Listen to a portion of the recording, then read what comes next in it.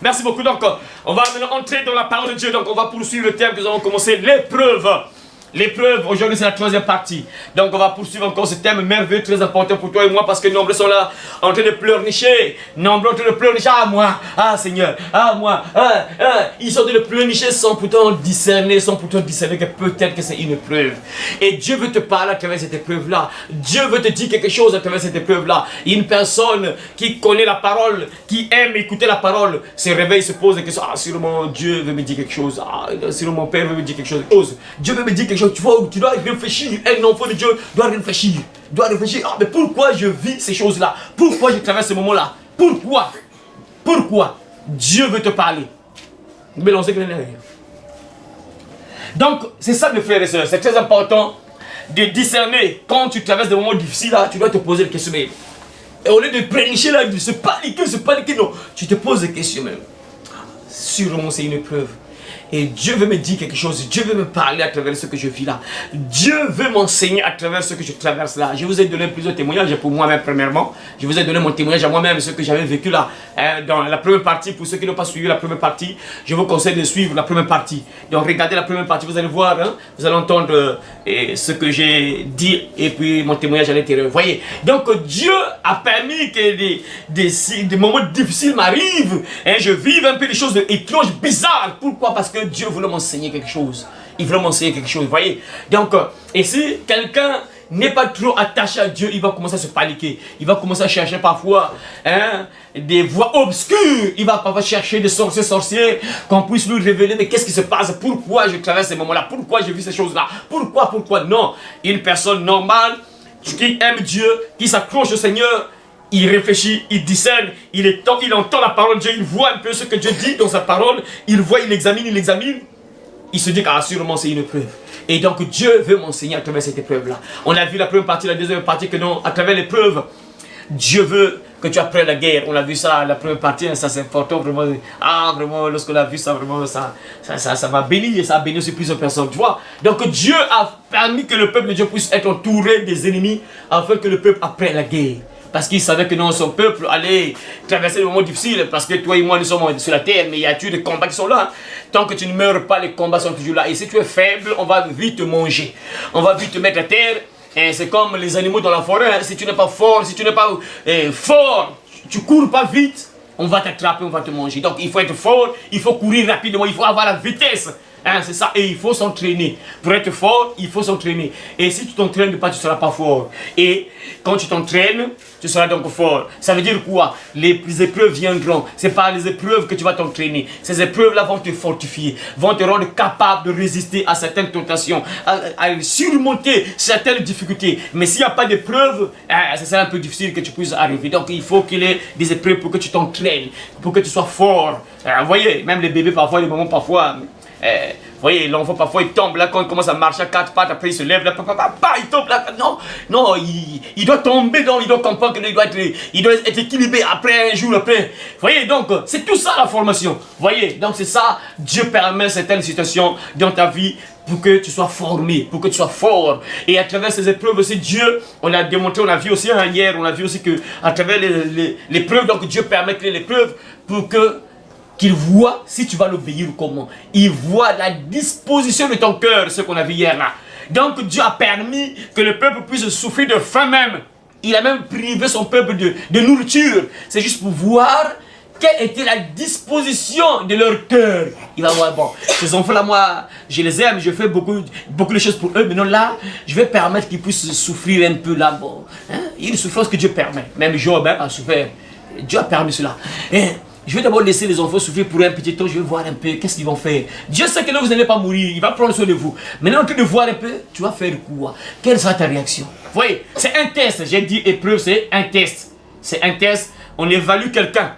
L'épreuve, c'est un test par lequel on évalue quelqu'un, on évalue la valeur de quelqu'un, on voit la valeur de quelqu'un. On teste la personne, on voit que si tu es capable ou pas. Comme j'ai dit ça à la première partie, que non, les élèves qui sont à l'école, on vous a fait passer des tests. Hein, pour passer en classe supérieure. C'est ça, on appelle ça épreuve de maths, mathématiques, sciences physiques, SVT, et même éducation physique, tout ça, français, anglais, tout ça. Voyez, ce sont des épreuves. Et à travers ça, on voit si tu es capable, si on peut te faire passer en classe supérieure ou non. Voyez, donc c'est une manière de t'évaluer, de te tester, de voir un peu si tu es capable ou pas. Donc Dieu aussi nous évalue. Dieu nous fait passer certaines épreuves pour voir un peu si on l'aime ou pas. C'est ça, parce que nombreux, moins de difficultés, ils abandonnent Dieu. Moins de problèmes, ils abandonnent Dieu. Ils commencent à chercher ailleurs. Ça montre que non, la personne n'aime pas Dieu. C'est ça. Et on a vu ça hier que, mes frères, j'ai dit ça aussi, que la foi se démontre par les œuvres. Si tu aimes Dieu, tu dois poser des actes pour démontrer que tu aimes vraiment Dieu. C'est ça. Voilà. Donc aujourd'hui, on va encore poursuivre. On va encore poursuivre notre thème merveilleux en lisant Exode chapitre 20. Nous sommes dans Exode chapitre 20. Exode chapitre 20. Non, Exode chapitre 20, ça, hier on a vu ça. Nous sommes dans... Oui, c'est ça. Hier on a vu ça. Donc nous sommes dans... Non, Exode chapitre 20, oui. Exode chapitre 20. Exode chapitre 20. Verset 20. Voilà. Exode chapitre 20. On va commencer à partir du verset 18 jusqu'au verset 20. Exode chapitre 20, verset 18 à 20. Tout le peuple entendait les tonnerres et le son de la trompette. Il voyait les flammes de la montagne fumante. À ce spectacle, le peuple tremblait et se tenait dans l'éloignement. Ils dirent à Moïse, parle-nous toi-même et nous écouterons. Mais que Dieu ne nous parle point, de peur que nous ne mourions. Moïse dit au peuple, ne vous effrayez pas, car c'est pour vous mettre à l'épreuve que Dieu est venu. Car c'est pour vous mettre à l'épreuve que Dieu est venu. Et c'est pour que vous ayez sa crainte devant les yeux, afin que vous ne péchiez point. Amen. Amen. Voilà, merci beaucoup. On peut s'asseoir, mes frères et sœurs. Merci beaucoup. L'épreuve, nous sommes là, l'épreuve, mes frères. Comme je l'ai dit, c'est un test. Donc là, ce qu'on vient de lire là, qu'est-ce qui s'est passé? Dieu commence à donner les 10 commandements à Moïse sur la montagne de Sinaï. Voilà, sur la montagne de Sinaï. Donc sur la montagne de Sinaï, donc ils sont dans le désert de Sinaï, donc il y a une montagne qui est là, la montagne de Sinaï, et Dieu donc va dire à Moïse, écoute Moïse, va sanctifier le peuple, qu'il se sanctifie aujourd'hui, demain, et qu'il soit prêt pour le 3e jour, car je vais leur parler. Eh, mes frères, incroyable, mes frères, Dieu va parler comme ça. Les gens vont entendre la voix de Dieu comme ça, mes frères. Il dit à son peuple, sanctifie le peuple. Donc il dit à Moïse, bien sûr, le porte-parole de Dieu, le prophète. Il dit, va parler au peuple, sanctifie-les. 2 jours, le 3e jour, sois prêt le 3e jour, parce que le 3e jour, je vais descendre pour leur parler. Et que personne ne s'approche de sa femme. Quand j'ai relu encore ça, vraiment, vraiment, ce point-là, vraiment, c'est vraiment étrange. Hein? Il dit que non, personne ne doit s'approcher de sa femme. Attends, tu as ta femme, mais Dieu dit que non, lorsque vous allez être prêt pour venir, que je vous parle, personne ne s'approche de sa femme. C'est bizarre, hein? Ça, c'est vraiment une leçon qui est là, hein? C'est vraiment étrange. Hein? C'est bizarre, attends. C'est ma femme à moi, c'est ma propre femme, je l'ai mariée. Parce que lorsqu'on parle de femme, c'est pas concubine ou quoi, c'est pas concubine ou copain, copine, quoi, non, c'est pas ça. Femme, ça veut dire que tu as marié ta femme, c'est ta femme. La chair de ta chair, les os de tes os, les trucs comme ça qu'on dit là, voilà. C'est ta moitié, ton autre toi. Mais Dieu dit que personne ne doit s'approcher de sa femme lorsque vous allez venir pour que je vous parle. C'est bizarre, hein? Ça, il y a une leçon à tirer là, c'est bizarre. C'est incroyable, hein? C'est bizarre. Donc, il y a quelque chose qui se passe finalement avec la femme, il y a vraiment un secret qui est là, hein? Franchement, quoi. Il dit que non, personne ne doit s'approcher de sa femme parce que je vais vous parler. Je vais vous parler. Ah! Et Moïse fait. La mission, il a accompli. La mission, bon, il est parti dire au peuple, en tout cas, préparez-vous. Demain, on sera tous devant, tel jour, on sera tous devant la montagne. Personne ne doit s'approcher de la montagne, même aucun animal. Tout animal qui va s'approcher de la montagne, on tue l'animal là. Donc, personne ne doit s'approcher de la montagne parce que Dieu va parler. Et c'était pour un but. Parce que vous connaissez tous le peuple là, têtu, rebelle. Donc Dieu va parler comme ça, vous allez entendre Dieu maintenant comme ça. Et Moïse parle au peuple. Écoutez, préparez-vous tel jour. Donc aujourd'hui, sanctifiez-vous aujourd'hui. Demain, sanctifiez-vous, soyez prêts pour le 3e jour. Donc soyez propres, purs. Ne touchez pas une femme, soyez sanctifiés. Parce que Dieu va parler. Ah, ok, c'est ça Moïse, ok. Après, le jour en qui c'est arrivé, Dieu commence à parler. Donc Moïse est monté sur la montagne avec Aaron. Les deux sont montés sur la montagne et le peuple est resté. Donc Dieu a interdit le peuple de s'approcher. Donc le peuple était là en bas. Et Moïse et Aaron sont montés sur la montagne. C'est là où Dieu est en train de donner les 10 commandements. Et il est en train de donner les 10 commandements. Pendant qu'il est en train de donner les 10 commandements, mes frères, la montagne, mes frères, il y avait des éclairs, des tonnerres. Des tonnerres, mes frères. Vous savez, mes frères, j'ai vu une vidéo là, j'ai même mis ça dans mes favoris là. Je vais faire peut-être un enseignement sur ça, peut-être. Dieu voulant, peut-être.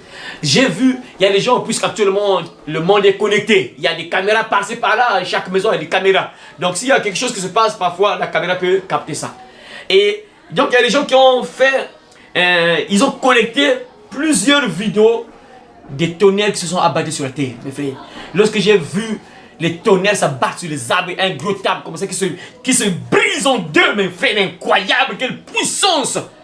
Et quand j'ai vu les tonnerres là, mes frères, les flammes, les feux, donc vous voyez les tonnerres qui s'abattent, incroyable! Et quand j'ai vu ça, ça m'a automatiquement fait penser à l'histoire où Dieu a tué. Il a tué, je crois même 1185 Philistins, je crois bien. Si je ne me trompe pas, c'était ça, je ne me trompe pas, je dois revoir encore, je crois bien ça. Il avait envoyé les tonnerres. Donc quand je voyais ça, mes frères, mais les gens tombent de terre, l'arbre se brise en deux, mes frères, incroyable, l'arbre tombe, brise encore la maison. Un tonnerre, mes frères. Et ça, Dieu envoie ça. Mes frères, quand je pense maintenant à ce qui se passait sur la montagne ici, et voilà pourquoi le peuple avait peur, mes frères. Quand j'ai vu juste les tonnerres là, que les gens ont capturé mes frères aux quatre coins du monde entier, mes frères, mais ça fait peur. Et la majorité de personnes qui étaient là, mes frères, ils avaient peur, ils entraient dans la maison, ils tremblaient peur. Là, on ne blague pas avec le tonnerre. Moi, je me rappelle, hein, une fois, on était au village, hein, je me rappelle, quand j'ai vu la vidéo là, je me suis rappelé automatiquement de ce que nous avons vécu lorsqu'on était au village. Et une fois, on était avec maman en train de faire le manioc, là, le foufou. On était en train de faire le foufou là. Sous la pluie, il pleuvait, on était là parce qu'on avait dessouché le manioc, il fallait enlever les écorces là. Il fallait enlever les écorces là, on était là sous la pluie, on était d'enlever les écorces, papa. Et il y avait un gros table juste derrière moi, derrière nous, je peux dire derrière nous, bon. Oui, derrière nous parce qu'on n'était pas nombreux, on était là. Il y avait un gros table derrière nous, un arbre qui était déjà séché. Mais frère, je crois bien, de là jusqu'au mur là, je crois bien. De là jusqu'au mur seulement. Donc là où je suis, jusqu'au mur là, c'est moi. Au moins, je peux dire 1 mètre seulement, 2 mètres. 1 mètre ou maximum peut-être 2 mètres. Sous la pluie, le frère, subitement éclair, bah! Les tonnerres s'étaient abattus directement en bas de l'arbre là où on était là, mes frères. On a... On est en train de trembler, mes frères. On allait mourir à 0 mètre. On allait mourir, mes frères. Et là, le peuple est en train d'écouter Dieu avec des tonnerres. Du coup, le peuple a peur. Et ça, c'est peur de peur. C'est pas une peur respectueuse. Hein. Il y a des gens qui disent non, il faut craindre Dieu. La crainte de Dieu, c'est une peur respectueuse. C'est juste, c'est vrai, c'est juste. Mais là, le peuple avait peur de peur. Ils avaient peur de peur là parce que le tonnerre, tu penses que non, tu as peur de respecter Dieu. Non, tu as peur de peur, tu peux mourir. Le peuple voit les tonnerres s'abattre, des éclairs sur la montagne. Et du coup, ils ont peur. Ils ont peur. Et c'est là où ils ont dit, mes frères, tout le peuple entendait les tonnerres et le son de la trompette. Ils voyaient les flammes sur la montagne fumante. Les flammes sur la montagne, mes frères. Dieu permet ça, en fait, pour que vous comprenez, vous dites peut-être, mais, oh, mais pourquoi Dieu a permis ça? En fait, Dieu voulait que le peuple de Dieu puisse avoir la crainte de Dieu. Qu'il puisse le craindre, qu'il puisse le respecter. Qu'il puisse respecter Dieu. Qu'il puisse comprendre quelle est la puissance de Dieu, sa puissance. Qu'il puisse comprendre sa puissance.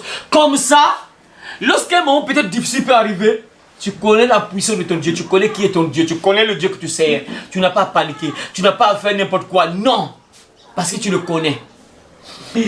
La montagne est en flamme. Et après la Bible dit quoi? À ce spectacle, le peuple tremblait. On dit de trembler. Donc Dieu fait trembler les gens. Il y a des gens qui disent non, mais ton père, tu peux trembler. Oui, mes frères. Il y a des gens parfois qui. Ça, tout ça. Moi, j'ai toujours l'habitude de le dire.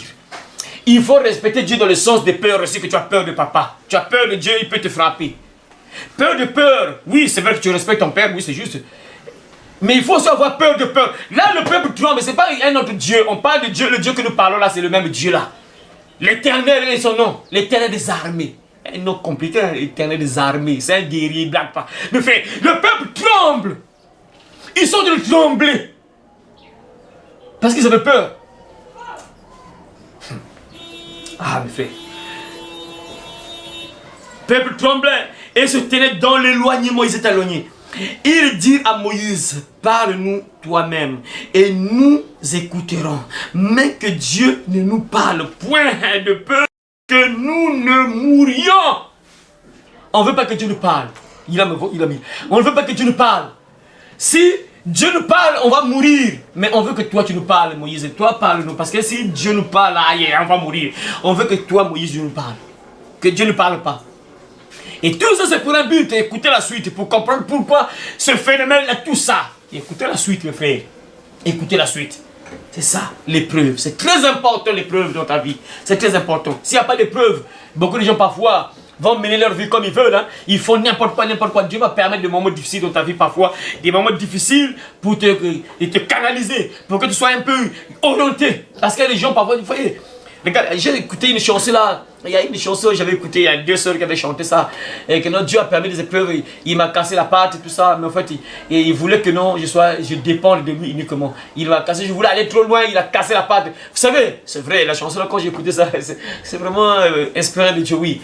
Il m'a coupé la patte afin que je sois attaché à lui uniquement, c'est vrai. J'ai pensé automatiquement à ce qu'on faisait au coq. Les poules, poulets. Lorsqu'on parle poulet, donc on mélange coq et poule, voilà. Donc les poulets. Lorsqu'on avait des poulets, je me rappelle, qu'est-ce qu'on faisait? Lorsqu'on ne voulait pas que les poulets grimpent sur les arbres, qu'ils aillent loin. Ou bien que les poules aillent loin, quoi.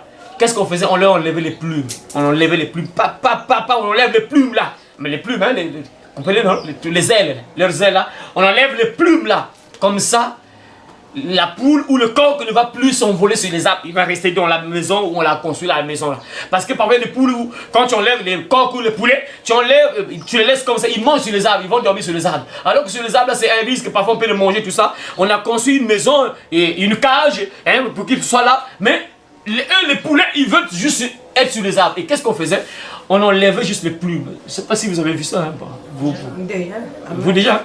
Mais toi déjà? Bon, vous qui grandissez encore, déjà, vous aussi, hein.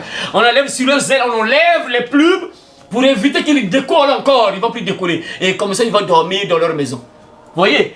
Donc, Dieu permet parfois certaines épreuves dans ta vie pour que tu n'ailles pas loin. Vous voyez, il y a des gens parfois aujourd'hui, ils ont mené une mauvaise vie. Pas le sida arrive, pas. Mais Dieu ne va pas enlever le sida là. Parce que s'il sait, il te voit, il te connaît comment tu vas terminer. Il sait que moi, Niaï, c'est ton frère, si j'enlève le sida là, elle sera encore pire. Tu restes avec le sida là, comme ça tu vas être dépendant de moi, tu vas comprendre, tu vas rester tranquille. Il y a des gens qui sont comme ça. Hein. Mais frère, ça c'est une réalité. Ah, vous voyez? Ah, mais comme Dieu est amour, parfois il y a d'autres personnes, il fait grâce. Parfois il fait grâce. Mais la personne continue à mener la mauvaise vie. Vous vous rappelez le témoignage que je vous donne à tout moment là? Cette soeur là, qui est venue ici folle. Pendant le confinement 2019, c'est ça, Covid-19, hein, voilà, 2019, Covid-19, voilà. C'est facile de se rappeler parce que Covid-19 veut dire l'année 2019, voilà. Covid-19. On était tous casernés dans les maisons, 20 h, personne sort, tout le monde à la maison. Il y avait un truc comme ça, donc dès 20 h, vous êtes tous à la maison, personne sort. Et il était 23 h, pas, j'entends le bruit là, pardon. Je joue comme ça, je regarde comme ça, oui. Moi, 10 personnes avec une soeur bien, des cheveux très, donc dressés, debout, sale, bien sale. Elle avait un vêtement bien collant là, donc bien collant, sexy, donc bien collant. Toute folle. Qu'est-ce qu'il a? Oh non, en tout cas, elle est devenue folle là. On l'a amenée chez toi ici. Ok, arrête. On était dans la maison. On prie pour la soeur. La soeur reçoit la délivrance aussitôt. Pas la délivrance de quelques jours, quelques minutes, aussitôt. Miracle instantané. On appelle ça miracle instantané. La personne est venue folle, la personne repart correcte, instantané, aussitôt. Comme au temps de Jésus. Pas! Après, quand je vérifie, la soeur est partie. Après, elle est revenue encore pour dire merci. Ah, tu crois, merci, c'est moi, c'est avec moi que tu as prié. Je la reconnaissais même plus. Hein, parce que lorsqu'elle était venue, elle était vraiment bizarre là. Elle était bizarre là. Mais lorsqu'elle est revenue, elle me fait, je me rappelle un peu que c'était elle, vraiment incroyable. C'est toi, c'est avec toi que j'ai prié la nuit là. C'est toi qui étais fort là, c'est toi. Oh, c'est moi. Ah, incroyable. Mais vous savez, mes frères, actuellement, il continue la même vie. Hein, parce qu'elle est menée une mauvaise vie, une prostituée. Jusqu'aujourd'hui, elle mène sur la mauvaise vie. Avec la cigarette, tout ça, une femme est incroyable. Et il prend la cigarette parce que sa copine qui l'avait emmenée ici m'avait dit quelques jours plus tard, quelques mois même plus tard, elle m'avait dit, ah, la fille elle est toujours comme ça, il continue à prendre la cigarette et elle est toujours là dans sa vie. Incroyable, vous voyez. Donc les gens, parfois, Dieu permet, parfois ils peuvent enlever la maladie, tu laisses quand même avec ta vie, là, c'est pas grave, il t'enlève quand même ça. Mais il y a d'autres personnes qui disent, toi, je t'enlève pas la maladie, tu restes comme ça. Parce que si j'enlève la maladie, tu seras encore pire. Vous voyez l'exemple de cette fille-là. Donc parfois Dieu, c'est parce que comme Dieu est tellement amour, bon, il a permis que la maladie quitte pour que... Mais, vous voyez, donc il y a des gens parfois, Dieu va permettre des épreuves dans ta vie, c'est pour que tu restes dépendant de Dieu. Parce que c'est par amour en fait qu'il fait ça. C'est par amour, c'est pour ton propre bien. C'est pas, tu vois, il y a des gens parfois qui vont dire, ah mais pourquoi? Non, c'est pour ton bien. Regardez une personne qui a par exemple le sida. Oui, c'est vrai que tu n'es pas à l'aise, la paix, tu n'es pas vraiment en paix parce que tu sens que tu peux mourir à n'importe quel moment. Mais une personne sauvée, quand tu es sauvé, tu te dis que même si je meurs pour moi aujourd'hui, c'est pas le sida qui va m'empêcher de partir au ciel, je pars au ciel. Voyez, voyez, tu es sauvé, tu es sauvé. Le plus important c'est partir au ciel parce qu'on va tous mourir. Le plus important c'est être au ciel un jour. Voyez donc, il y a des gens parfois ils vivent des choses terribles. Ah non mais Dieu pourquoi il n'enlève pas ça? Non, Dieu laisse ça. C'est pour que tu restes attaché à lui, pour que tu sois sauvé. Il veut que tu partes au ciel. Parfois lui il voit qu'il te reste juste 5 ans à vivre. Mais si tu relâches, il enlève la maladie, tu vas retourner à ta vie. Et dans 5 ans tu meurs seulement, tu pars en enfer. Donc Dieu a fait un miracle pour rien pour toi. Tu vois, donc c'est mieux que parfois la maladie reste là pour que tu restes accroché à lui et que ton âme soit sauvée. Parce que tu es appelé à mourir tôt ou tard. Voyez. Donc il y a des épreuves que Dieu permet dans nos vies. C'est pour que nous soyons dépendants de lui, qu'on soit attachés à lui. Parce qu'il veut au fait notre bien. Il ne veut pas que le malheur nous arrive. Parfois les gens, voilà pourquoi la Bible dit, hein, c'est dangereux quand tu deviens un enfant de Dieu. Tu étais dans le monde, tu es devenu un enfant de Dieu. Après tu repars encore dans le monde. C'est dangereux, très dangereux. Très dangereux. C'est mieux de ne pas encore venir à Christ. Reste pour toi païen, continue à mener ta vie. Après le jour que tu vas comprendre que bon, j'abandonne cette vie, tu abandonnes et tu suis Jésus. Tu deviens enfant de Dieu. Que de venir à Christ, tu crois en Jésus, tu deviens un enfant de Dieu. Après un jour, hein, tu repars pour toi dans le monde. C'est très dangereux. C'est un risque, mes frères. C'est un risque, mes frères. Très dangereux. Très dangereux, mes frères et sœurs. Donc ici, mes frères, écoutez encore la suite. Hein, pourquoi tout ce qui se passe là, pourquoi ces phénomènes-là? Il dit à Moïse, parle-nous toi-même et nous écouterons. Mais que Dieu ne nous parle point, de peur que nous ne mourions. Moïse dit au peuple, ne vous effrayez pas, car c'est pour vous mettre à l'épreuve que Dieu est venu. Car c'est pour vous mettre à l'épreuve que Dieu est venu. C'est pour vous mettre à l'épreuve que Dieu est venu. Donc Dieu est venu leur parler comme ça face à face pour leur mettre à l'épreuve. Pour leur tester. Voyez mes frères, non, logiquement mes frères, écoutez. Ah, vous allez sûrement dire ça, non, ça n'a pas trop de sens. Regardez. Quand j'ai l'habitude de le dire à chaque fois, il sait que... Et j'ai souvent l'habitude de dire que non, toutes les personnes, par exemple, qui sont venues, ceux qui ont vu le miracle sur leur propre corps, et qui sont partis, il y a tellement beaucoup de probabilités qu'ils partent en enfer. Pourquoi? Parce qu'ils ont vu la main de Dieu à l'œuvre sur leur propre corps. Et tu ne comprends pas toujours. Tu continues avec ta vie. C'est pas sur un autre corps, c'est ton propre corps à toi-même. Tu étais malade, tu sens que tu étais malade, tu es venu, alors je suis comme ça, je suis comme ça. On prie, tu vois qu'un grand chose, tout est parti. Mais tu ne continues pas, tu ne pries pas, tu es parti. C'est-à-dire que la personne a beaucoup de probabilités de partir en enfer. Pourquoi? Parce que tu as vu le miracle sur ton propre corps. Est-ce que vous voyez un peu avec ça, ce qui se passe avec ça? Dieu leur parle comme ça. C'était pour leur mettre l'épreuve. Pour qu'ils comprennent peut-être, pour qu'ils puissent avoir peur de Dieu, la crainte de Dieu, respecter maintenant Dieu. Parce que lorsque tu vois, tu entends toi-même Dieu comme ça, tu entends Dieu parler comme ça, tu vois des éclairs, des flammes de feu sur la montagne. Tu vois comme ça. Et que tu ne comprends pas toujours. Un jour, tu commences à souffrir. Ah, le Dieu en question ne fait rien. Ah, il y a un problème avec toi. Tu as vu la main de Dieu, tu l'as vu comme ça à l'œuvre. Mais après un jour, moins de difficultés. Ah, le Dieu en question ne fait rien. Ah, Dieu en question. Oui. C'est pour cela que Moïse dit, c'est pour vous mettre à l'épreuve que Dieu est venu. Parce que Dieu connaissait ce peuple-là. Qu'un jour, il va encore changer d'idée. Un jour, ils vont commencer à faire des choses abominables. Malgré que je les ai parlé comme ça. Je les ai montré ma puissance. Je les ai démontré de quoi je suis capable. Mais ils ne comprennent pas toujours. Moins de difficultés, ils abandonnent Dieu. Ça, c'est pas bon, ça.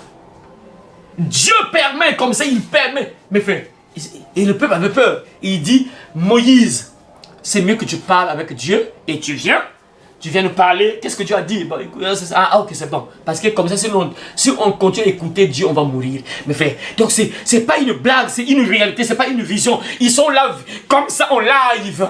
Ils sont en train d'écouter Dieu. Ils sont en train de voir avec leurs yeux, avec leurs oreilles, entendre comme ça en live. Ils sont éloignés bien sûr de la montagne. La Bible dit quoi? Ils commencent à s'éloigner là parce qu'ils avaient tellement peur. Ils voient la montagne en flammes, de feu, mes frères, sur la montagne, des tonnerres qui éclairent, la voix sort comme ça.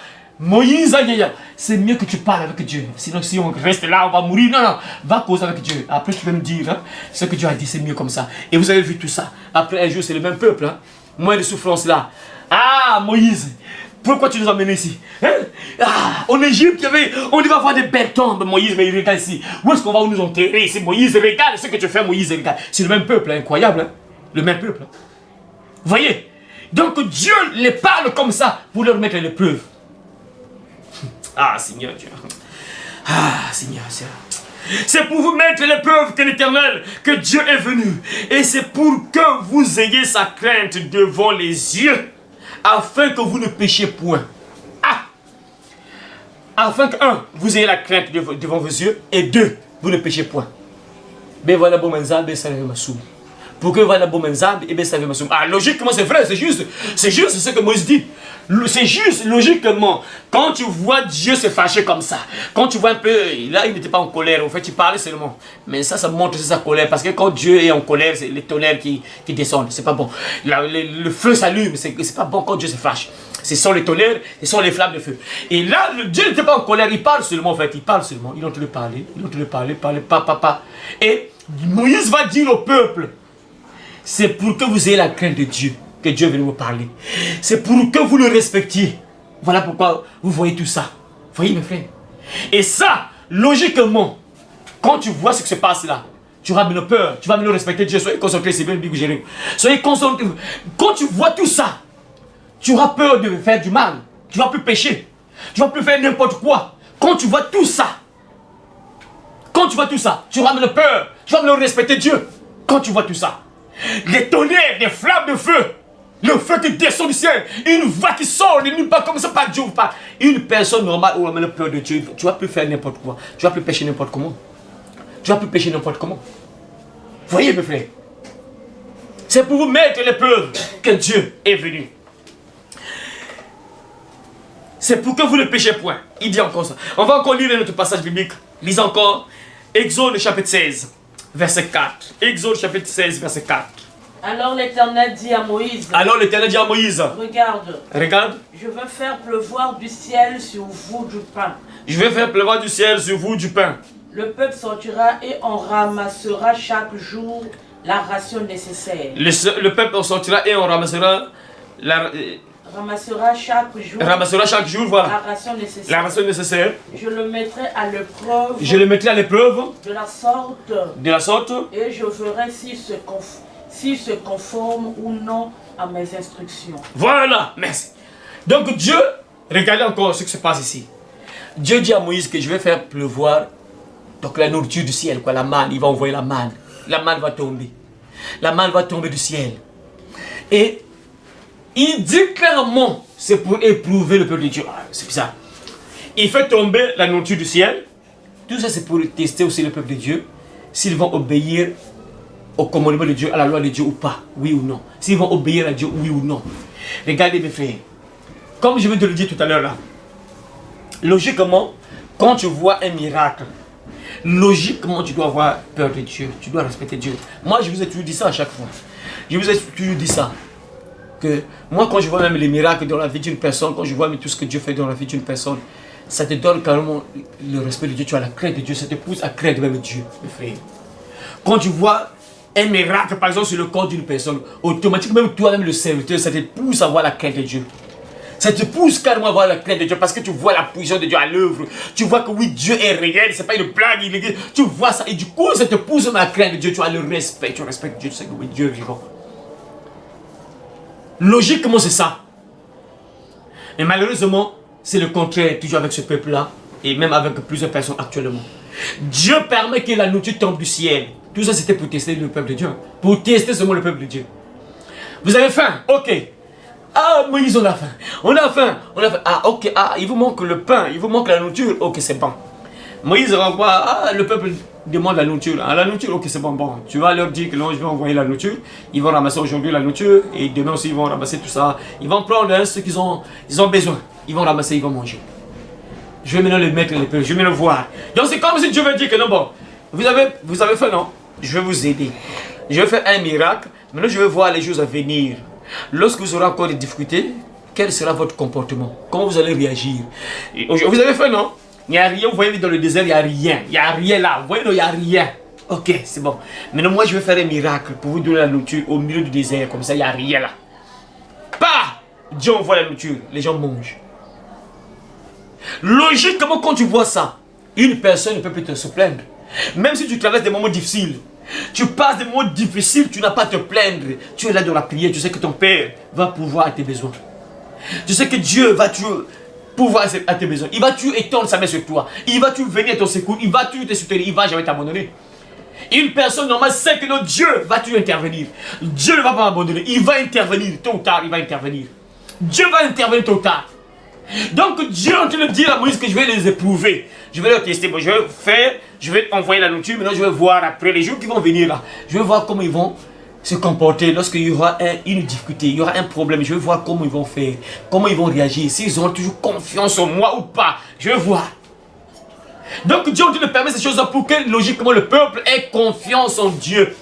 Qu'il puisse avoir confiance en Dieu, que même s'il y a des difficultés, Dieu va toujours pourvoir à mes besoins. Donc ça veut dire Dieu va toujours me donner ce que j'ai besoin. Il vient toujours à mon secours, il ne va jamais m'abandonner. Donc Dieu est en train de démontrer ça ici. L'Éternel dit à Moïse, voici, je vais faire pleuvoir pour vous du pain du haut des cieux. Le peuple sortira et on ramassera jour par jour la quantité nécessaire afin que je le mette à l'épreuve et que je vois s'il marchera ou non selon ma loi. Pour voir s'ils marcheront oui ou non selon ma loi. Comme je l'ai dit hier. Hier, je l'ai dit ça, que Dieu peut permettre parfois. Je sais par exemple que non, tu es un frère en Christ. Et une jeune fille là, te charme là, toute courageuse là, commence à faire des grimaces là. Et la jeune fille rôde autour de toi. Tu es un frère en Christ. Dieu va te le permettre ça aussi. Pour voir un peu, tu vas faire quoi? C'est le cas de rouler, faire des grimaces là. Dieu va te le voir, toi tu vas réagir comment? Tu es frère en Christ, non? Tu as dit que j'abandonne le péché pour suivre Jésus. Ok, c'est bon. Dieu va permettre que la jeune fille passe là parfois, et surtout aujourd'hui, parfois les jeunes filles qui sont vraiment possédées par les démons de sirène, donc courageusement, c'est ça qu'elle veut. Donc, et parfois Dieu permet, c'est pas Dieu qui les envoie, mais Dieu permet qu'elle passe parfois à côté près de toi pour te tenter parfois. Dieu permet pour voir un peu quelle sera ta réaction. Toi, tu es un frère en Christ. Dieu voit un peu, qu'est-ce que tu vas faire? Comment tu vas réagir? Est-ce que tu vas obéir à sa parole qui dit quoi? Qui dit quoi concernant ça, ce que je dis là? Les épreuves. Ah! C'est vous m'aimez garder. Ah, Seigneur! Ah! Ah! Quel péché je parle de quel péché là? Il faut suivre. La Bible dit quoi? Fuyez l'impudicité. Voilà. Voilà. Fuyez l'impudicité. Mais le Dieu permet que la jeune fille rôde autour de toi. Dieu permet parfois cela pour voir un peu si tu vas obéir à sa parole. Il a dit ça ici. Hein. Je vois. Et que je vois s'il marchera ou non selon ma loi, selon ma parole, selon mes commandements. Je vais voir si ce peuple-là va maintenant vivre selon ma parole. Vous voyez mes frères, que nombreux échouent hein, dans le test. Hein. Nombreux échouent, surtout les chrétiens, nombreux échouent. Chaque jour échouer. Ça c'est pas normal. C'est pas normal. Un élève normal qui veut s'admettre, qui veut passer en classe supérieure. Pour ceux, par exemple, là où on fait chaque mois composition, chaque mois test. Un élève normal, le premier test échoué. Un élève normal dit que, ah non, plus jamais je vais échouer. Toutes les autres compositions là, je serai admis. C'est obligatoire. Là, une personne commence à bosser, travailler. Ça, c'est un élève normal. Un élève normal qui veut passer en classe supérieure. Mais malheureusement, il y a des chrétiens qui sont des fous et des folles. Comme on a vu ça dans la parabole des 10 vierges là. Qui ne comprennent pas. Tu vas aller au ciel, chaque jour échec sur échec. Moins d'épreuves, échec. Moins d'épreuves, échec. Moins d'épreuves, échec. Moins d'épreuves, échec. Échoué, échoué, échoué, échoué, échoué. Jamais admis. Ça, c'est pas normal. On te tente, tu tombes. Tentation, tu tombes. Tentation, tu tombes. Tout, tu tombes. Ça, c'est pas normal, ça. Comme je viens de donner l'exemple qu'un élève normal qui veut aller loin dans les études, tu as eu une mauvaise note. Ah, quand tu pars à l'école, à la maison, tu peux. Révision. Révision. Tu prends la clé, la table, parce que tu veux aller loin. Ça, c'est un élève normal, mais malheureusement, le chrétien là, il est toujours là dans les mêmes choses. Il ne respecte même pas la loi de Dieu. Dieu dit, ah, je vais voir si tu m'aimes ou pas. Il y a des commandements qui sont là. Ne fais pas ça. Mais ne gère pas. Gère pas. Incroyable, vrai. Ah, Seigneur. Ah, Dieu. Dieu dit, je vais voir. S'ils vont obéir, s'ils vont marcher selon ma loi, oui ou non, ils vont marcher selon ma loi. Je vais voir. S'ils vont vivre selon ce que je veux. Oh, la Bible dit, ce que Dieu veut, c'est votre sanctification. Dieu veut que tu sois saint, propre. Tu ne dois pas être dans le péché. Chaque jour, tu dors, tu te réveilles avec le péché. Tu dors, tu te réveilles avec le péché. Ça, tu es mort. Tu n'es pas vivant, tu es mort. Et quand tu meurs là, tu deviens encore mort, le vrai mort là. Donc, ça veut dire l'enfer, tu descends dans le feu.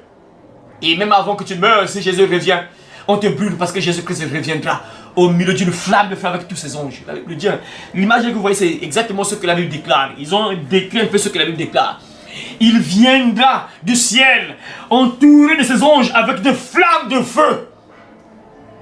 On l'a vu, hein, lorsque Dieu parle là, la montagne était en feu. Dieu, lorsqu'il s'énerve, c'est le feu. Lui, il ne blague pas. Lui, c'est le feu. Voilà pourquoi il a préparé ce monde pour être brûlé. Dans le temps de Moïse, là, le temps de Noé, là, c'était l'eau. Mais là, non. Je vais vous démontrer moi qui je suis. Moi, je me fâche avec le feu. Et lorsqu'il viendra, Jésus-Christ reviendra, ça sera là avec le feu. Et les gens vont brûler. Les gens seront calcinés, consumés, vivants comme ça. Tu brûles, mais tu ne meurs pas. On te réduit en cendres. Et là, tu n'es pas mort parce que tu es toujours en vie. Tu es maintenant en esprit. Dieu récupère ton esprit là-bas. Il envoie l'enfer encore. Tu vas encore dans le feu. Donc, double brûlure. Donc, tu brûles 2 fois. Ça, c'est pas beau, ça. Ah, Seigneur, que Dieu nous aide, quoi, vraiment. Les gens qui ne comprennent pas. Dieu met à l'épreuve plusieurs personnes. Chaque jour échoué. Chaque jour échoué. Chaque jour échoué. Ça, c'est pas normal. Dieu dit, je vais me le voir. S'ils vont marcher, oui ou non, selon ma loi. Je vais me le voir. Et on connaît tout ça ensuite, hein. Ils sont presque tous morts. Tous échoués. Incroyable, vrai. Juste 2 personnes qui avaient plus de 20 ans, qui sont entrés à Canaan. Incroyable, hein. Et les autres, c'était des petits. Vraiment. Et c'est ce que Jésus a dit. Hein. Ça sera pareil lorsque Jésus reviendra. Peu de gens seront sauvés, vont partir au ciel. La majorité seront brûlés. Mais ne sois pas parmi ceux qui seront brûlés, c'est pas normal parce que toi tu es averti. On t'avertit, tu peux plutôt te réveiller. Toi tu es bien, on t'avertit, on te parle. Tu peux plutôt faire le bon choix, sauver ton âme. Ah frère, que Dieu t'ait récompensé là. Jacques chapitre 1, verset 2-3. Lisez, nous sommes dans le Nouveau Testament. On va entrer dans le Nouveau Testament pour terminer dans le Nouveau Testament. Dieu permet l'épreuve dans ta vie, mon frère, ma soeur, c'est pour un but. C'est un peu un but, pour un but. Dieu dit si clairement, je veux voir s'ils vont marcher, oui ou non, selon ma loi. Vous voyez? Donc Dieu permet des épreuves parfois pour voir si tu vas obéir à sa parole. Si tu vas vivre selon sa parole, oui ou non. Il va voir. Vous voyez, mes frères et sœurs? Ah, que Dieu t'ait récompensé là. Nous sommes dans Jacques chapitre 1, verset 2 à 3. La Bible déclare ceci. Mes frères, regardez comme un sujet de joie complète les diverses épreuves auxquelles vous pouvez être exposés. Sachant que l'épreuve de votre foi produit la patience. Ah! Lisez dans vos versets là. Ma soeur, lis dans ta verset là. Jacques, nous sommes. Jacques chapitre 1, versets 2 et 3. Ah, vas-y. Mes frères et sœurs. Mes frères et sœurs. Quand vous passez par toutes sortes d'épreuves. Quand vous passez par toutes sortes d'épreuves. Considérez-vous comme heureux. Considérez-vous comme heureux. Voilà. Car vous le savez. Car vous le savez. La mise à l'épreuve de votre foi. La mise à l'épreuve de votre foi. Produit l'endurance. Produit L'endurance. Produit. L'endurance. Ah, là on dit de voir vraiment l'importance de l'épreuve, c'est très important mes frères. Ah, répète encore la partie là, répète encore, c'est très important, répète. La mise à l'épreuve de votre foi. La mise à l'épreuve de votre foi Produit l'endurance. produit l'endurance. Ouais, tu es maintenant fort là, ça produit l'endurance. C'est comme si tu t'entraînes, tu deviens fort. Voilà. C'est bon, non? Oui. Voilà, c'est bon. Vous voyez? Ici, on nous montre encore un autre aspect. On a vu dans l'Ancien Testament que non, c'était plus pour voir un peu si on va obéir à Dieu, on va l'aimer ou comment tout ça. Dieu permet des moments difficiles. Et là, on nous dit maintenant que non, il faut que ce soit un sujet de joie. Au fait, quand tu traverses des moments difficiles, plusieurs épreuves, tu dois être dans la joie. Ah, c'est bizarre, hein? Dieu dit qu'il faut être dans la joie quand tu traverses des moments difficiles. Et ceux qui disent ça, c'est des gens qui étaient persécutés, qui vivaient des choses terribles. Hein. La majorité des disciples de Jésus, des apôtres de Jésus ont été tués. On les a tous tués, mes frères. La plupart des apôtres de Jésus, ils ont été tués. La plupart. Mais on nous dit c'est quoi? Il faut être dans la joie de traverser plusieurs épreuves, d'être testé, d'être mis à l'épreuve, de subir des moments difficiles parfois. Dieu t'éprouve, il faut être dans la joie. Pourquoi? Il dit pourquoi être dans la joie? Oh, c'est bizarre. Attends, comment tu as faim? Par exemple, tu as fait 2 jours, 3 jours sans manger, mais Dieu te dit, il faut être dans la joie. Ah, ça n'a pas de sens. Tu as fait par exemple 2 jours, 3 jours, tu n'as rien à manger, rien. Mais Dieu te dit, il faut être dans la joie. Sois content de traverser des moments difficiles comme ça. C'est bizarre, mais ces enfants vont se fâcher. Ah, moi j'ai faim. Oh non, que je sois dans la joie. Non, il faut être dans la joie. Ah, maman, moi je souffre, là, j'ai faim. Mais Dieu dit, il faut que ce soit un sujet de joie. Il faut que ce soit bien pour toi, en fait. Pourquoi? On dit pourquoi. Regardez. C'est vrai, notre corps là, par exemple, s'est habitué. Si tu es habitué, par exemple, pour la plupart des Africains, pour nous qui sommes en Afrique, ça c'est une réalité. Bon, en dehors de ceux qui ont peut-être de l'argent, c'est vrai que la plupart mangent un seul repas le jour. Pour les blancs, ils ont presque 3 repas le matin, midi, soir.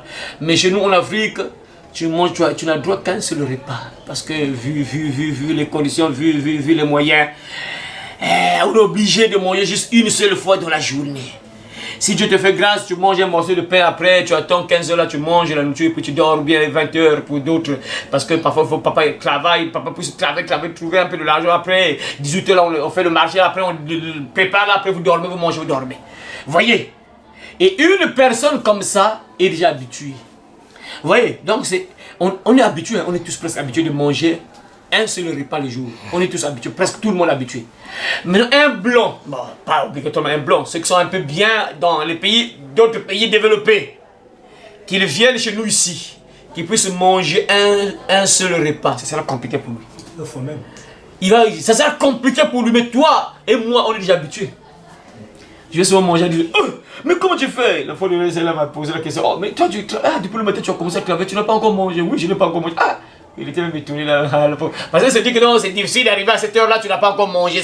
C'est pas possible jusqu'à 15h. Je ne sais pas c'était à quelle heure là, tu m'avais demandé. À quelle heure? C'était le soir. Et il m'a posé que j'étais en train de travailler là.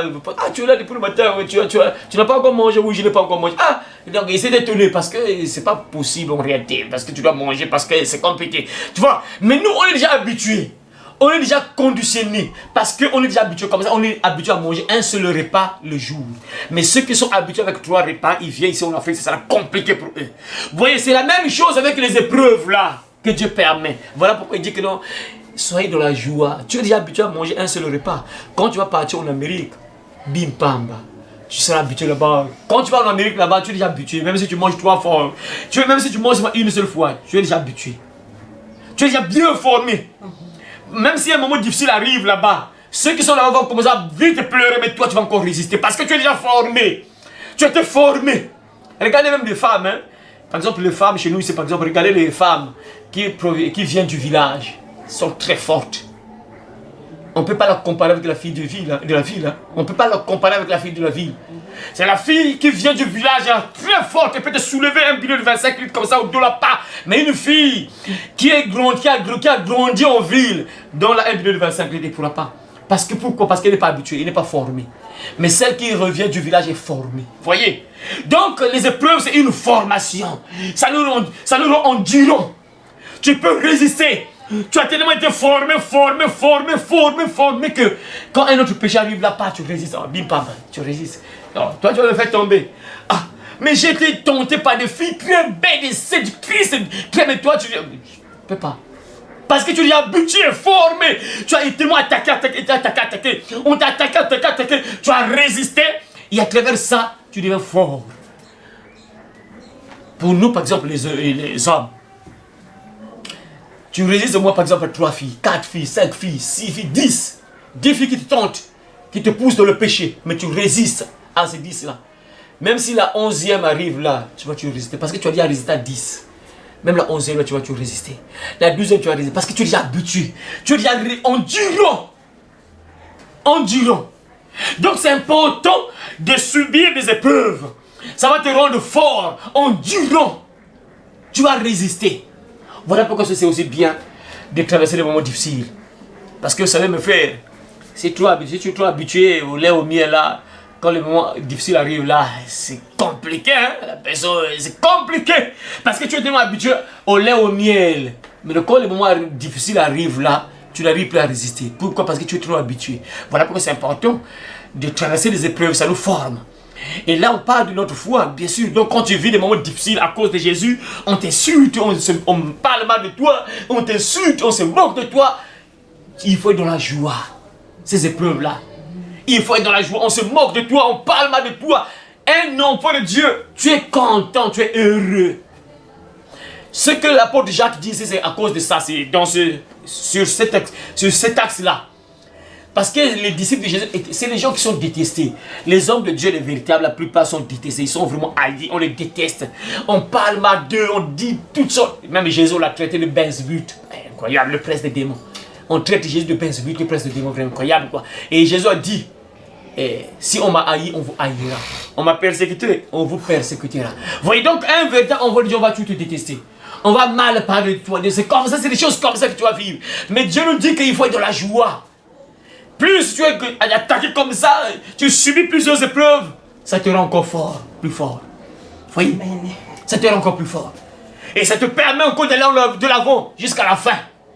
Quel que soit ce que tu vis, quel que soit ce que tu traverses, la manière qu'on se moque de toi, on parle mal de toi, on dit des choses pas bien sur toi, tu dois être dans la joie. À cause de ta foi, tu dois être dans la joie. Parce que si on nous parle mal, de nous, c'est parce que nous avons cru en Jésus. C'est parce que nous parlons de Jésus. C'est parce que nous disons que on doit vivre comme ça, on ne doit pas vivre comme ça, on ne doit pas vivre comme ça, on doit mener telle vie. Et les gens parfois se moquent de nous, ils parlent mal de nous. C'est à cause de ça. Mais Dieu nous dit, il faut être dans la joie. Lorsque tu es éprouvé, ça va produire de l'endurance. Et dans le verset, on dit, la patience, ça produit la patience. Là-bas, l'endurance, ici, la patience. Ouais, ça va dans le même sens aussi. Parce que quand tu vis des moments difficiles, désormais, même si il y a des moments difficiles qui arrivent encore, tu seras patient. Tu seras plus précis. Si on prend par exemple ce qu'on dit ici, la patience. Tu vois, il y a des gens qui ne sont pas patients. Pourquoi? Parce que, je ne peux pas supporter. C'est collé avec l'endurance, c'est collé. Parce que quelqu'un qui n'est pas endurant, il n'est pas aussi patient. C'est ça. Si tu es endurant, tu seras aussi patient. Tu es tellement formé, ça va arriver, c'est bon. Tu es patient aussi. Hein? Voyez? Voilà pourquoi c'est important aussi de subir les épreuves.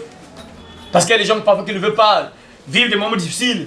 Dès que les difficultés partent, ils cherchent parfois le diable, les sorciers, les marabouts. Alors c'est une épreuve, Dieu veut te former, il veut que tu sois endurant. Mes frères, ça on va voir ça, Dieu voulant peut-être la semaine prochaine si Dieu le veut. On va voir ce qui va arriver dans ce monde-là. On ne sait pas si on sera en vie ou comment, si on va déjà partir, on ne sait pas. Mais il va arriver des choses terribles, frère. Lorsque la marque de la bête sera imposée, lorsque l'antichrist va prendre le contrôle, mes frères, il y aura la chasse des chrétiens, mes frères, et si tu n'es pas endurant, tu vas lâcher. Ceux qui ne sont pas formés, la foi est fragile, ils vont abandonner, ils vont commencer à adorer le diable. On va voir ça, mes frères, on va voir ça. Dieu voulant peut-être la semaine prochaine. Il va se passer des choses pas bien sur ce monde-là. Des choses compliquées, et ceux qui ne sont pas endurants, ils vont abandonner. Parce qu'il y a les chrétiens qui vont passer ça, hein, qui vont traverser ces moments difficiles-là. Il y a des gens parfois, non, nous on n'est pas... Seigneur, ça on va voir ça la semaine prochaine. On va voir ça avec les preuves, ce qui se passe aujourd'hui dans plusieurs pays. Ce que les chrétiens subissent. Voilà. On va encore lire un autre passage biblique que Jacques, toujours dans le même chapitre, verset 12. Verset 12, la Bible dit quoi?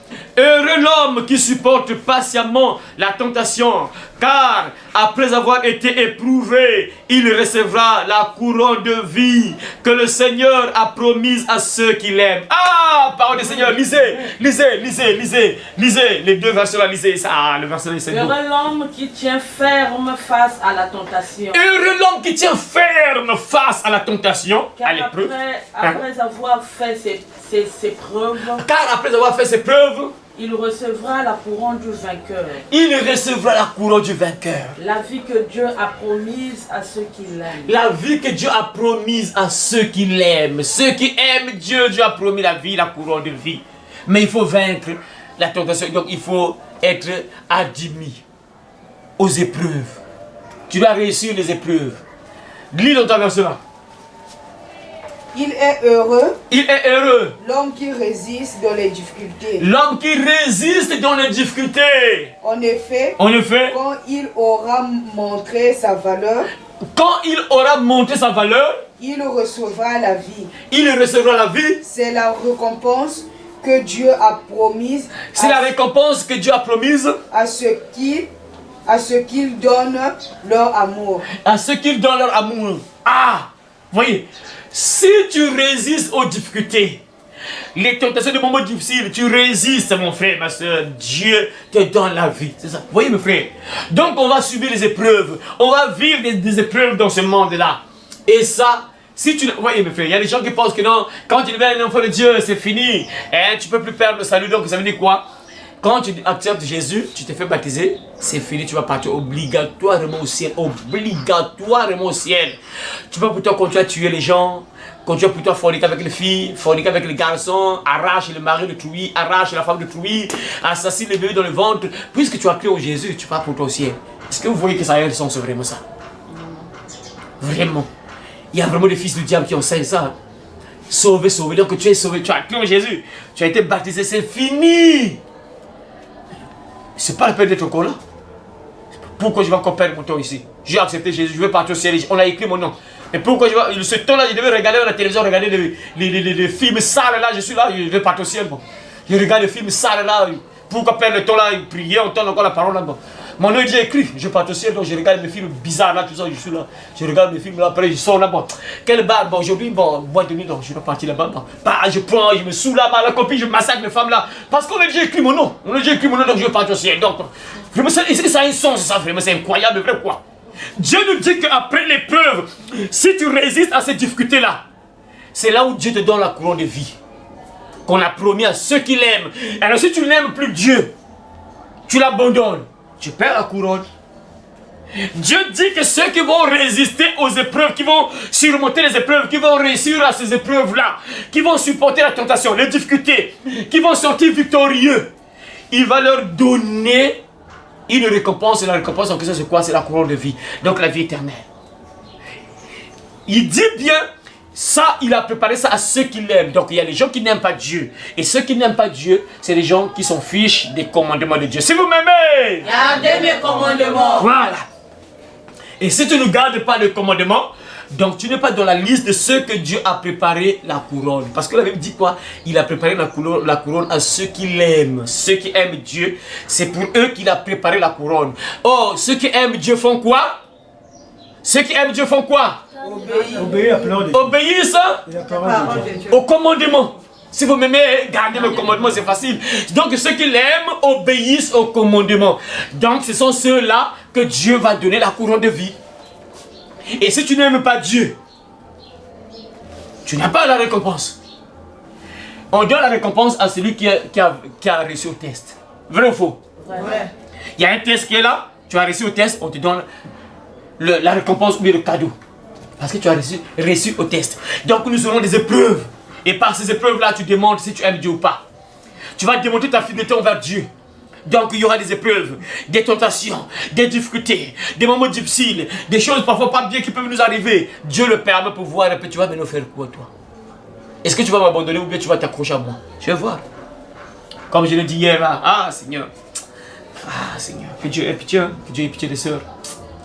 Que Dieu ait pitié des sœurs quoi. Que Dieu ait pitié des sœurs. Écoutez bien ce que je dis là parce que vous êtes des filles. faut bien écouter à chaque fois que je dis là, tout ce que je dis là tous les jours, regardez ça dans vos têtes, grandissez avec ça. Parce qu'aujourd'hui la majorité des sœurs seront brûlées. Je parle des sœurs en Christ, je ne dis pas les païennes, moi je parle des sœurs en Christ. Je ne parle pas des païennes, les païennes déjà on ne les gère pas. Je parle des sœurs en Christ, peu de sœurs en Christ vont partir au ciel, la majorité seront brûlées. La majorité des sœurs seront brûlées. Pourquoi? Parce que les sœurs sont incapables de garder le commandement de Dieu. Tout ça, et la plupart des sœurs qui ne gardent pas le commandement de Dieu, c'est juste à cause de quelque chose seulement, qui est vain. C'est à cause de ça seulement. Que beaucoup, moi j'ai compris ça, mes frères, que beaucoup de sœurs vont juste manquer le ciel juste à cause du mariage seulement. Juste le mariage seulement. Les sœurs seront brûlées. Si tu vois, si Dieu nous montre un peu les sœurs qui sont parties en enfer, pourquoi ils sont partis en enfer? Vous allez voir que la majorité sont partis en enfer. C'est parce qu'il leur manque, elles plutôt les sœurs, les sœurs manquaient quelque chose. Et cette chose c'est quoi? C'est un homme. Et les sœurs sont prêtes à faire n'importe quoi. Elles sont prêtes à désobéir à Dieu juste parce que j'ai besoin d'avoir un homme. Mais c'est incroyable, hein? C'est incroyable que Dieu nous aide vraiment. Ne tombez jamais dans ce piège-là.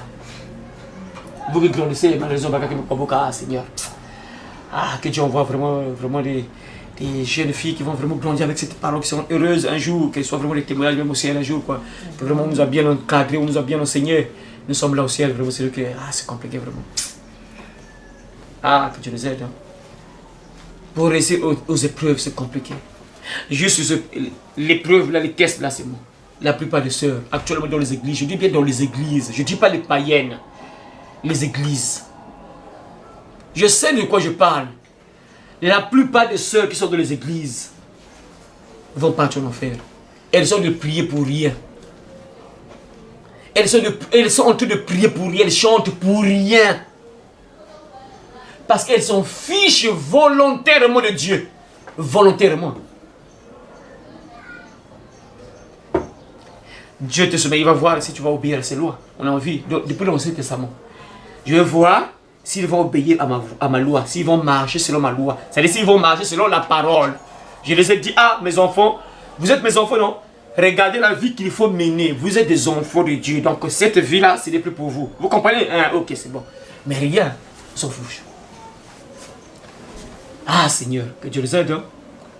Quand je vois même dans ma propre famille, ah Seigneur, malheureux.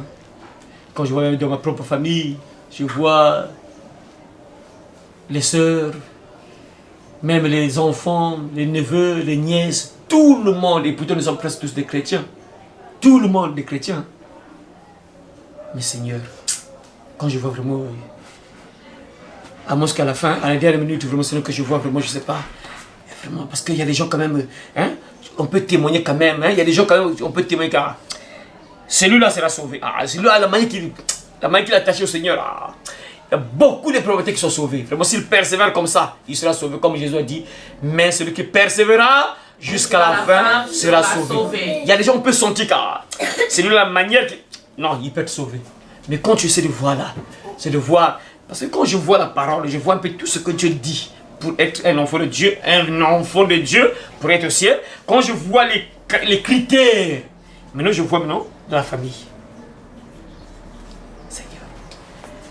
Ah, je ne sais pas pour trouver même 3, 2, c'est compliqué même 2 là, je ne sais pas s'il y a même 2 quoi, c'est compliqué. Parce que tout le monde s'en fout carrément alors que tout le monde est chrétien. Voilà pourquoi c'est bizarre, vraiment, c'est compliqué. Alors que les chrétiens devaient être au ciel, mais c'est le contraire. En fait, c'est comme si les gens priaient pour rien. Vraiment, c'est compliqué. Ah, Seigneur, que Dieu aide. Ah, Seigneur, que Dieu nous aide. C'est compliqué. Dernier passage, je lisais Hébreux chapitre 11, verset 17. Hébreux chapitre 11, verset 17. Hébreux. Reculez seulement. Jacques, après tu recules. Hébreux. Hébreux chapitre 11, verset 17. Abraham a cru en Dieu. Abraham a cru en Dieu. Mais Dieu voulait voir ce que Abraham allait faire. Abraham a cru en Dieu, mais Dieu voulait voir ce qu'Abraham allait faire. Et il lui a demandé d'offrir Isaac en sacrifice. D'offrir Isaac en sacrifice. Alors Abraham a offert son fils unique. Alors Abraham a offert son fils unique. Pourtant, il avait déjà reçu les promesses de Dieu. Pourtant, il avait déjà reçu les promesses de Dieu. Voilà, ça c'est ce que j'ai effleuré hier là. La sœur, lis dans ta verset là. Le verset, mon frère. 17. 17. Hébreux chapitre 11, verset 17. C'est par la foi qu'Abraham offrit Isaac lorsqu'il fut mis à l'épreuve. Vous voyez, c'est par la foi qu'Abraham offrit Isaac lorsqu'il fut mis à l'épreuve et qu'il offrit son fils unique, lui qui avait reçu les promesses. Vous voyez mes frères, Abraham, ce que j'ai dit hier, j'ai dit ça. Quand tu aimes Dieu, tu démontres. Tu démontres. Si tu aimes Dieu, tu démontres. Si tu aimes Dieu, tu démontres. Dieu dit à Abraham, Abraham, tu m'aimes? Oh papa, attends, tu sais que je t'aime. Oh. Ok, Abraham, tu sais, j'ai fait un miracle dans ta vie, hein. Tu étais stérile là, tu n'avais pas d'enfant là. Même ta femme là ne mettait pas au monde. Hein. Mais tu sais, le jour là, lorsque mes anges ont envoyé partir à Sodome pour aller brûler Sodome et Gomorrhe, tu te rappelles? Non, oui, je me rappelle, oui, les anges sont partis chez moi là. Je les ai même donné à manger là, tout ça. Ils ont même lavé leurs pieds. Après, ils sont partis à Sodome pour brûler Sodome et Gomorrhe. Oui, je me rappelle, oui, c'est ce jour là que le miracle est tombé sur toi. Hein. Ta femme Sarah est devenue enceinte. Tu as mis au monde ton fils Isaac. Oui, je me rappelle, papa, oui, je me rappelle, oui. Ok, c'est bon. Bon, tu sais, bon, donne-moi cet enfant là, Isaac. Papa, donne-moi Isaac. Offre-moi ton fils unique là, Isaac. Abraham tombe. Ok, c'est bon. Ah, c'est sûr que mon Dieu là est tellement bon. Ah, c'est sûr que Isaac va revenir à la vie. Même s'il meurt, Dieu est tellement puissant, il va revenir à la vie. Mes frères, c'est écrit dans la Bible. C'est pas dans ce passage-là, mais en fait, c'est dans l'autre passage-là, dans le Nouveau Testament toujours, que la Bible dit que Abraham savait que Dieu pouvait ressusciter Isaac. Il croyait tellement qu'il savait que non, Dieu va encore ressusciter Isaac d'une autre manière. Donc c'est ce que, même si Isaac meurt là, il va encore revenir. C'est incroyable, quelle foi, incroyable. Prêt à sacrifier son enfant, il se dit, oh non, bon, oh non, Dieu, oh, non. Dieu me demande Isaac, ok, je le donne, Isaac, je le donne, je le sacrifie. Mais Isaac va revenir. Il va revenir. Il n'hésite pas, il prend son enfant, il va. Vous voyez la foi, ça se démontre. Dieu l'a mis à l'épreuve. Dieu l'éprouve. Je vais voir. C'était pour voir si Abraham l'aime ou pas. Vous voyez? Ah Seigneur, je répète encore ça hier, j'ai dit ça hier. Dieu ne te demande même pas de donner ton enfant. Dieu ne te demande même pas de sacrifier ta famille.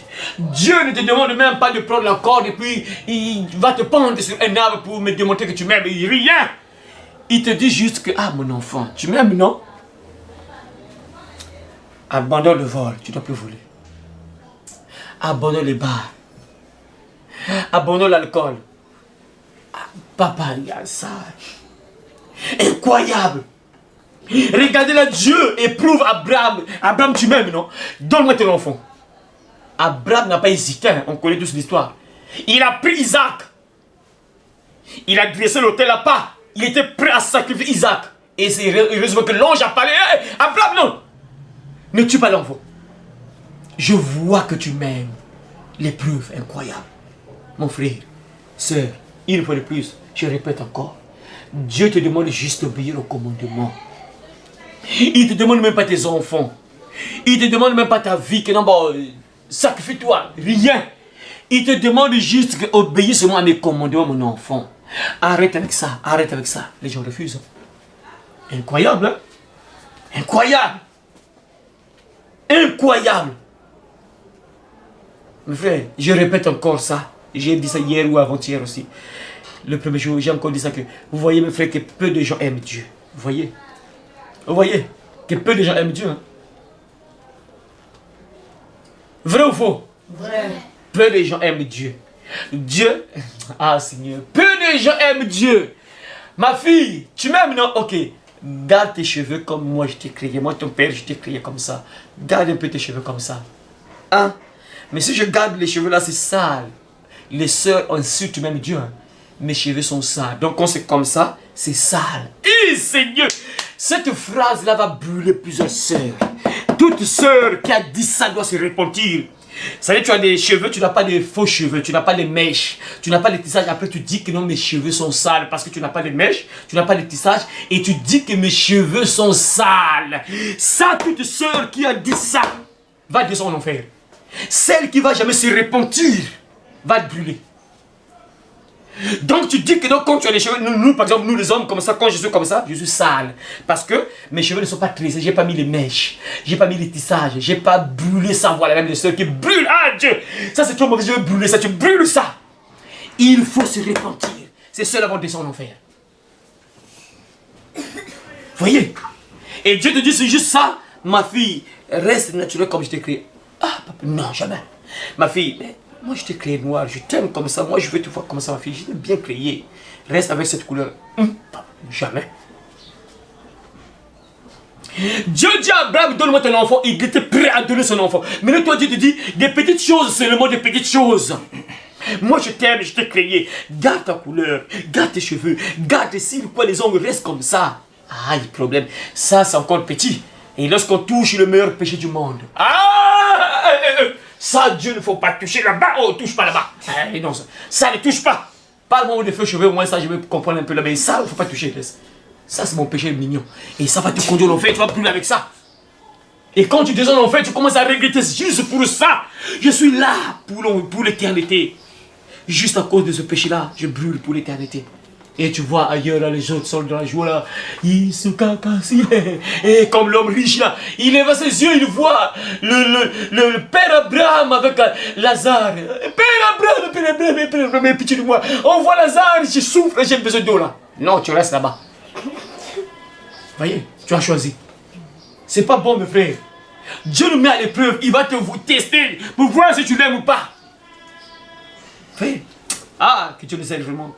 Que Dieu nous aide à comprendre cela, quoi. Que Dieu nous aide vraiment. C'est pas la foi qu'Abraham offrit Isaac lorsqu'il fut mis à l'épreuve. Dieu l'a mis à l'épreuve. Donc Dieu nous met à l'épreuve, mes frères. Dieu permet certaines situations dans ta vie. C'est pour voir ce que tu vas faire.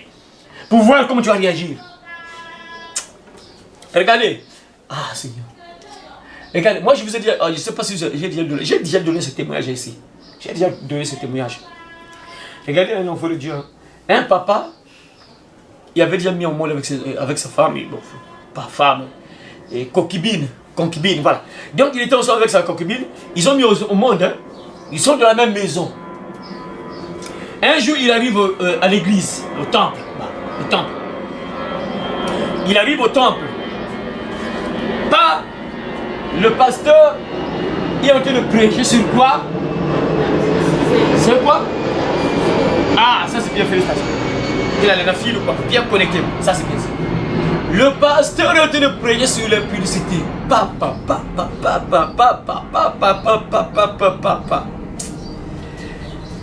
Le monsieur était là, hein? Il entend. Aujourd'hui, si vous entendez sa voix, non, ne poussez pas votre cœur. Il repart chez lui à la maison. Il a déjà sa femme. Ils sont déjà avec des enfants. Et qu'est-ce qu'il fait? Non, il y a des enfants de Dieu. Cet homme-là va partir au ciel. Oui, il ne peut pas rester. Non, jamais. Jamais.